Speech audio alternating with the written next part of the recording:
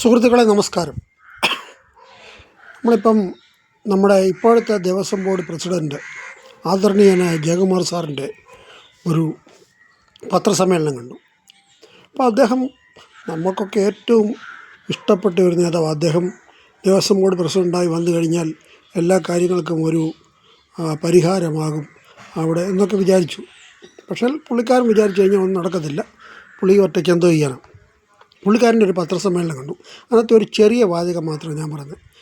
അവിടെ ഇപ്പം ഈ സത്യവാങ്മൂലം കൊടുത്തു, അത് ഹൈക്കോടതി പറഞ്ഞ കാര്യങ്ങളൊക്കെ പുള്ളി പറഞ്ഞിരിക്കുന്നതിൻ്റെ ഇടയ്ക്ക് പുള്ളി പറഞ്ഞത് റീസണബിൾ അല്ലാത്ത കാര്യം അവിടെ ഉണ്ടെങ്കിൽ അത് നമ്മൾ റീസണബിൾ ആക്കും എന്ന് പറഞ്ഞാൽ അനധികൃതമായിട്ട് എന്തെങ്കിലും നടന്നിട്ടുണ്ടെങ്കിൽ അതാക്കും. ഇദ്ദേഹത്തിന് ഇതാണോ അല്ല, റീസണബിൾ അല്ലാത്ത ഒരു കാര്യം നടന്നിട്ടുണ്ടെങ്കിൽ അത് തെറ്റാണ്, അത് നടന്നിട്ടില്ല, അത് നടന്നിട്ടുണ്ടെങ്കിൽ അത് ശരിയല്ല എന്ന് പറയേണ്ടതിന് പകരം അത് തെറ്റായത് ചെയ്ത് കഴിഞ്ഞാൽ അത് ശരിയാക്കും എന്ന് പറയാനാണ് ഇദ്ദേഹത്തെ ഈ ദേവസ്വം ബോർഡ് പ്രസിഡൻ്റാക്കിയിരിക്കുന്നത്. അദ്ദേഹം ഒത്തിരി കാര്യങ്ങൾ ഇങ്ങനെ ഒക്കെ പറയുന്നുണ്ട്. എനിക്കതിനെപ്പറ്റിയൊന്നും പറയാൻ പുള്ളിയുടെ അടുത്തൊന്നും നമുക്ക് വിദ്യാഭ്യാസമോ വിവരമോ ഒന്നുമില്ല. പക്ഷേ ഈ റീസണബിൾ അല്ലാത്ത കാര്യം ഞങ്ങൾ റീസണബിൾ ആക്കും.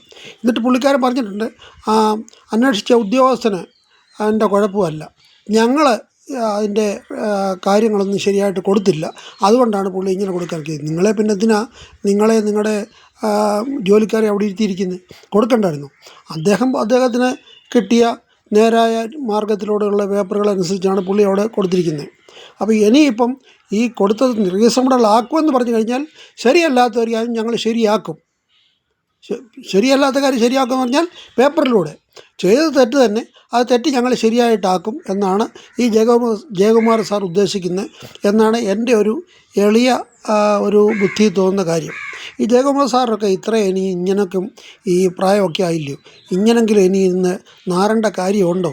പെൻഷനൊക്കെ അല്ലേ വീട്ടിൽ കുത്തിയിരുന്ന് ഇതൊക്കെ മേടിച്ചിട്ട് നല്ലതായിട്ട് ജീവിച്ചാൽ പോരെ എന്ന് ഞാൻ ഒരിക്കൽ കൂടി പറഞ്ഞുകൊണ്ട് ഉപസംഹരിക്കുന്നു. നന്ദി, നമസ്കാരം, ജയ് ഹിന്ദ്.